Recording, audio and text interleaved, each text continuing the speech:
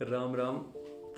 कभी हमें लगता है कुछ कुछ वीडियो हम ऐसे बना देते हैं कि जिनके ऊपर ऐसा लगे कि कोई बाहर अगर हमें मिल जाए और वो वीडियो से वो रिलेट करता तो हमें झोर के चला दे। खैर, डरते तो हैं नहीं किसी के भी, पिताजी से, फादर साहब से।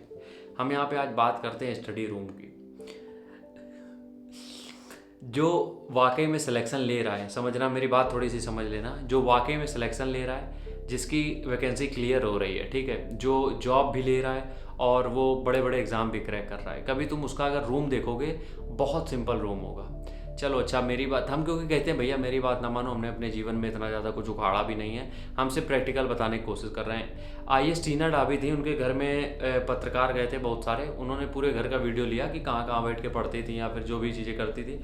उन्होंने एक अलमारी दिखाई, ठीक है, अलमारी में पूरी वो बनी थी कि इसमें तुमने हिस्ट्री रख दी, इधर ऑप्शनल रखा है, उधर करंट अफेयर्स की सारी किताबें रखी हैं, यहाँ पे एक दो मैप लगे हैं वर्ल्ड के, और यहाँ पे हम टेबल पे बैठ के पढ़ते थे।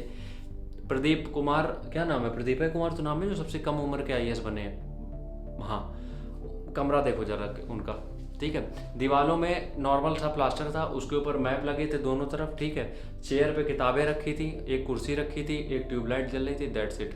आजकल क्या नौटंकी चल रही है, आजकल सोशल मीडिया का बुखार इतना ज़्यादा चढ़ गया है कि कमरे को हनीमून रूम बना दिया है। अभी एक हमने कमरा देखा, कसम भगवान कसम बता रहे, इंस्टाग्राम रील पे जब हमने देखा वहाँ आंखें फटी रह गई कि इसने इस कमरे को सजाने में 10,000 लगा दिए होंगे।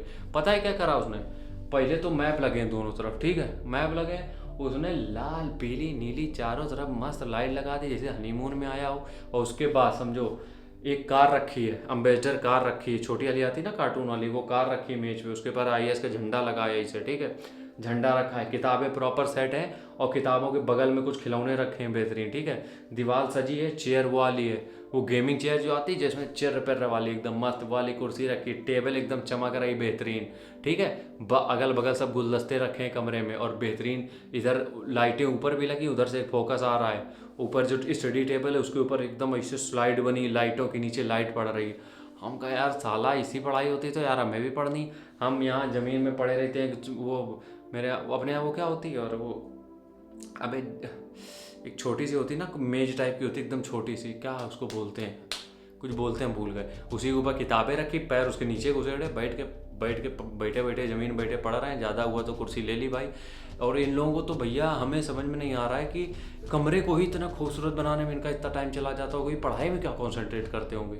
और जबकि भैया हम अपनी बात नहीं कर रहे हैं क्योंकि हमें तैयारी ना करनी ना नौकरी करनी, हम तो ये कह रहे हैं उनको देखो जाके जिन्होंने सिलेक्शन लिया, उनके कमरे बिल्कुल तुम्हें कोई छीछा लेदर उनमें ना मिलेगी, नॉर्मल से मैप लगे।